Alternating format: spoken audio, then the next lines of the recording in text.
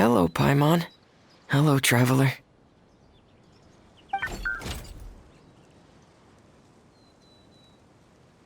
Is the crown ready? Yes, we're just waiting for Zuria now. She hasn't arrived yet. Then let's wait for her a little while. Or actually, maybe we can go find her. It's not too far from here anyway. Didn't she say she just lives on the hill over there? Hey, traveler, Paimon. Oh, and speaking of... Found you two at long last. I'm so glad that you both are all right. Huh? Why are you here, Miss Delaroche? And what could have happened to us? What could have happened? That water imp Thelxie, of course. After I gave you that commission the other day, I began to get worried and went asking about the boy that went missing. Oh, that? We've got it all figured out now. The boy you heard about was just Fremine. Even the missing fish was his fault. Don't worry, we'll help you get the fish back as soon as we're done with this job. Oh, sorry about that. I've been diving in the area recently. Huh? Fremine diving? No, that's not what happened at all. I've heard a completely different account. What I was told is that about a month ago, a child tied a bunch of heavy seashells onto his body and walked into this open stretch of water.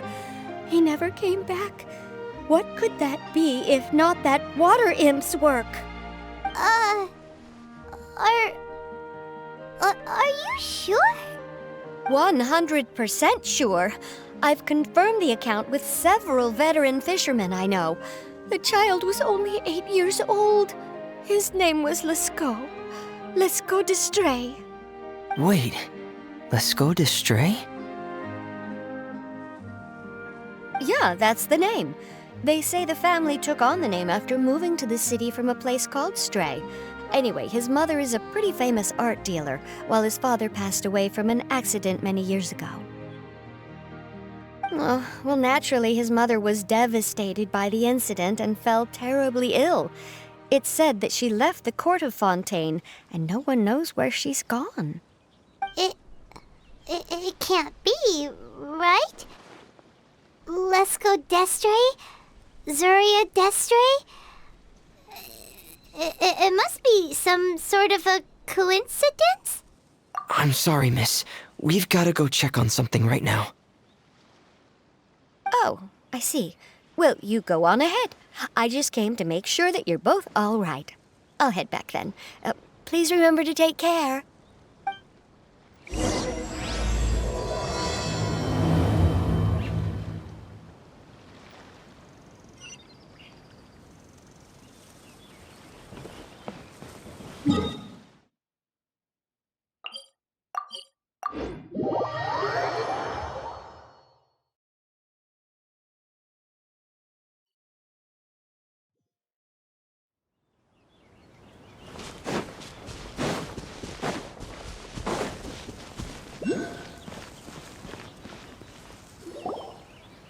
Excuse us.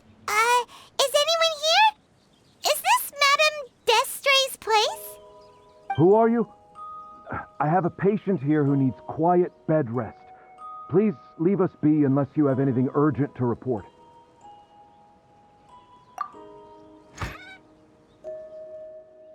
This is the residence of Zuria d'Estray, and I'm Jala Khan, her family doctor. What did you mean by your question just now?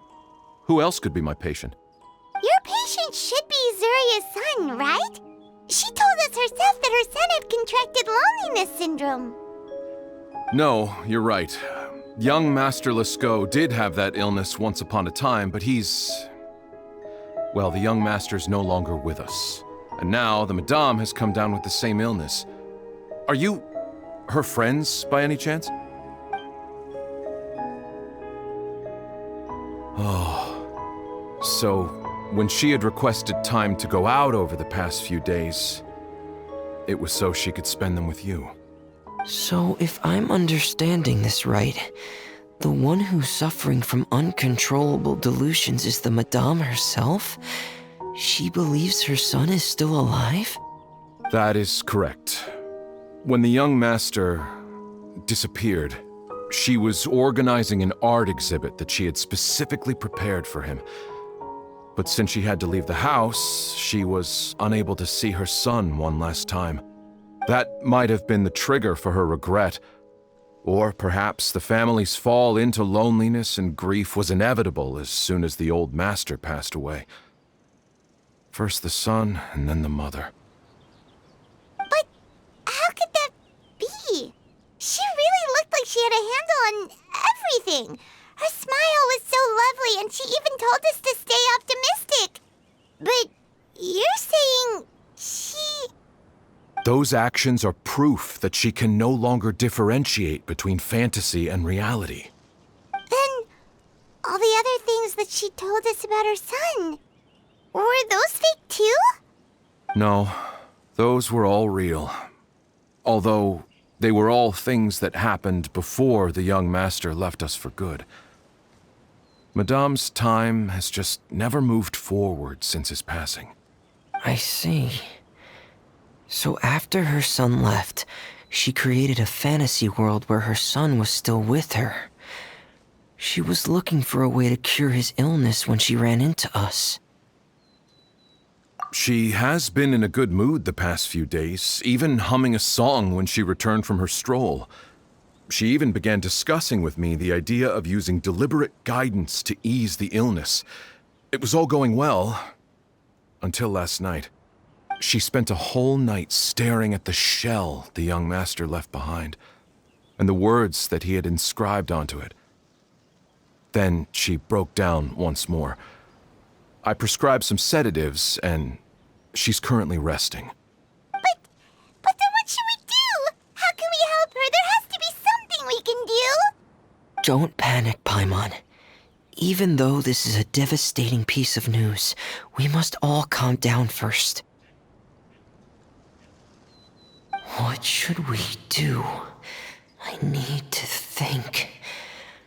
I need to remember the old house of the hearth and the children who lived in it. Those patients and what their doctors said back then.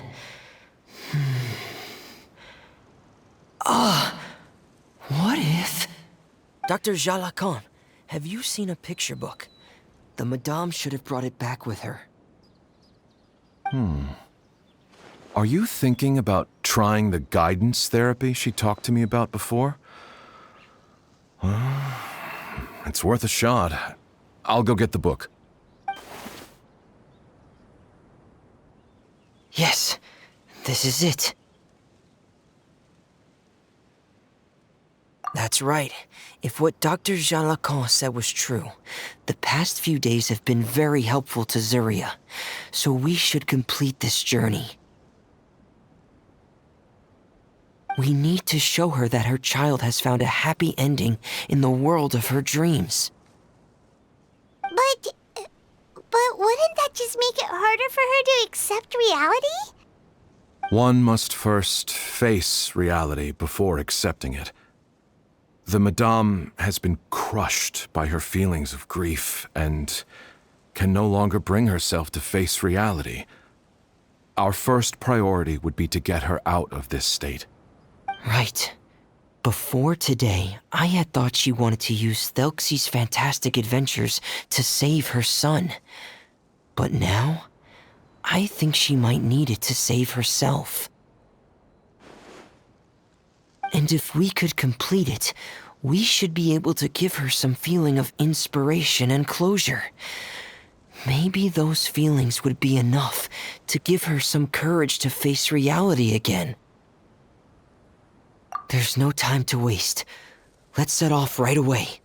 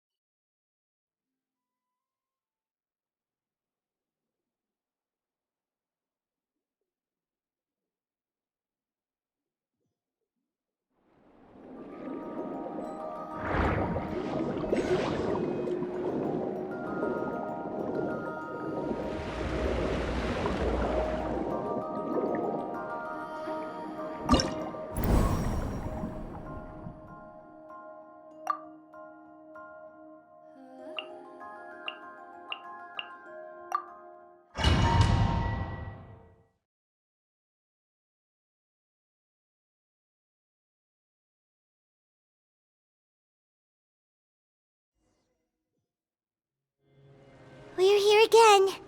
This is the final part of Thelxie's journey, but the most important person is missing.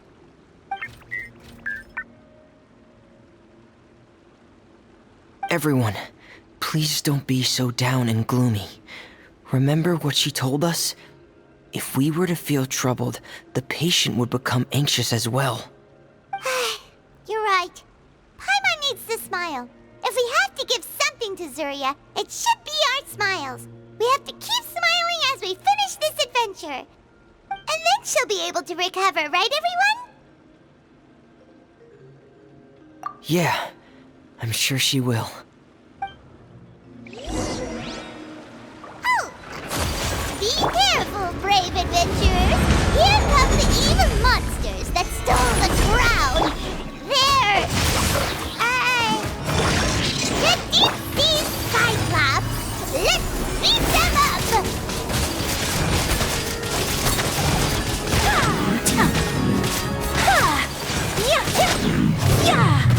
Watch out, everyone! They're coming at us again! There's no need to fear!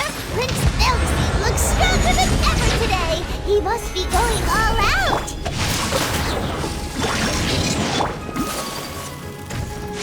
Kamisato art! Sumetsu!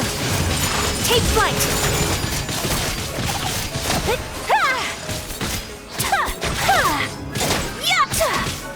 Oh, this is the final enemy, right? We'll reclaim the crown for you now, Your Highness! Order guide you. Witness the power of Gugwa! Sakura Swirl!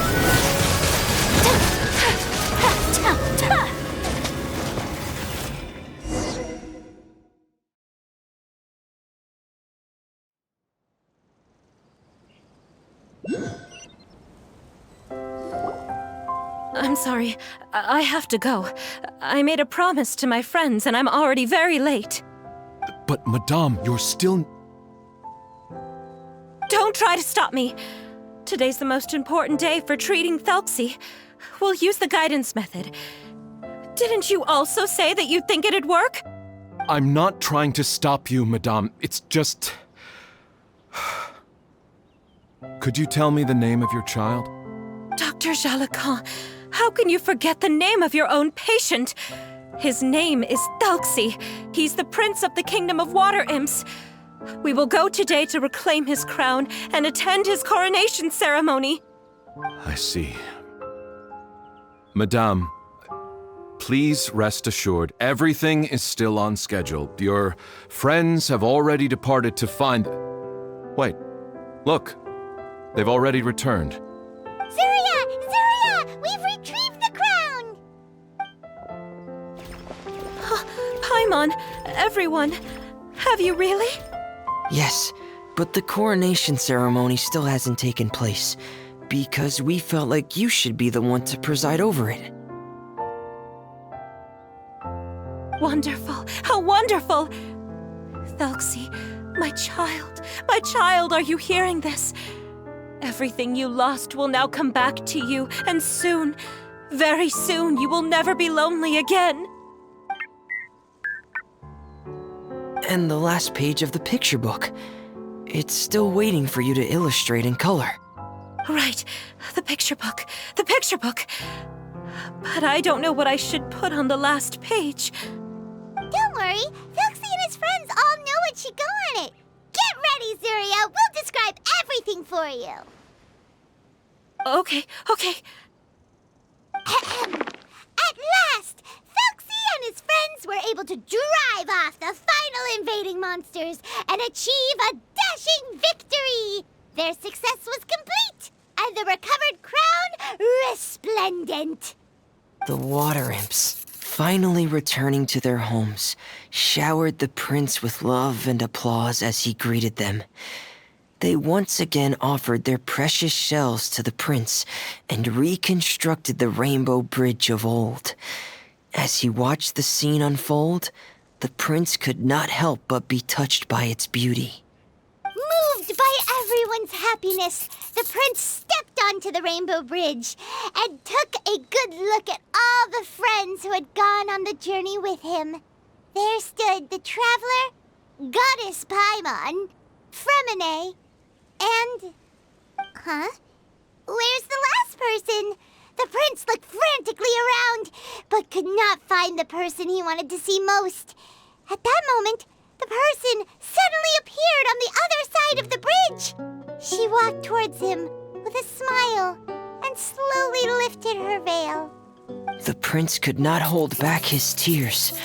He recognized then that the mysterious person that had been by his side the whole time was none other than his mother. Zuria walked across the bridge and placed the crown above the prince's head. She smiled down upon him as she said, "My prince, my king, you shall never, ever need to feel lonely again." That's the end of the story, Zuria. Thank you. Thank you all. I am so sorry, my child. Maman should have spent more time with you. Did you hear the story? You'll never have to feel lonely again.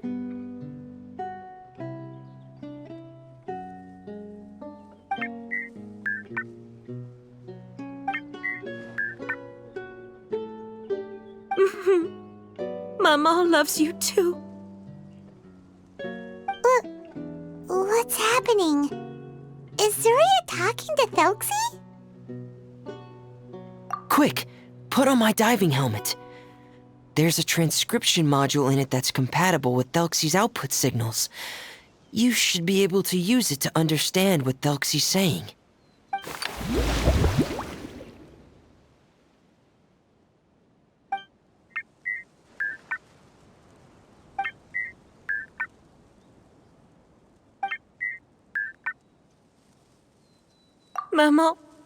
Mama loves you too. But I love you more, Maman. What? Did you see something? Maman, I'm getting a little sleepy. If it's time for bed, can you hum a lullaby to me again? Of course, my dearest child. As long as you want to hear it, Mama will always hum for you.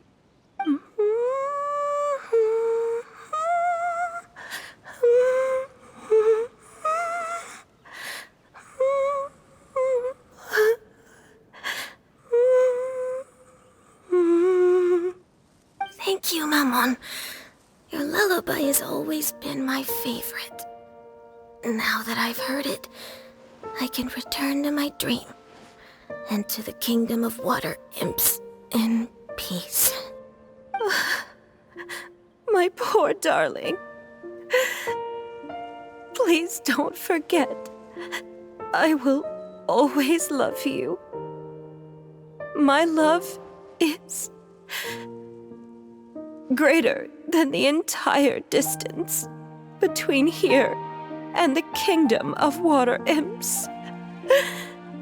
I won't forget, Maman. And so is my love for you. Greater than the entire distance between here and the kingdom of water imps. Good night, Maman.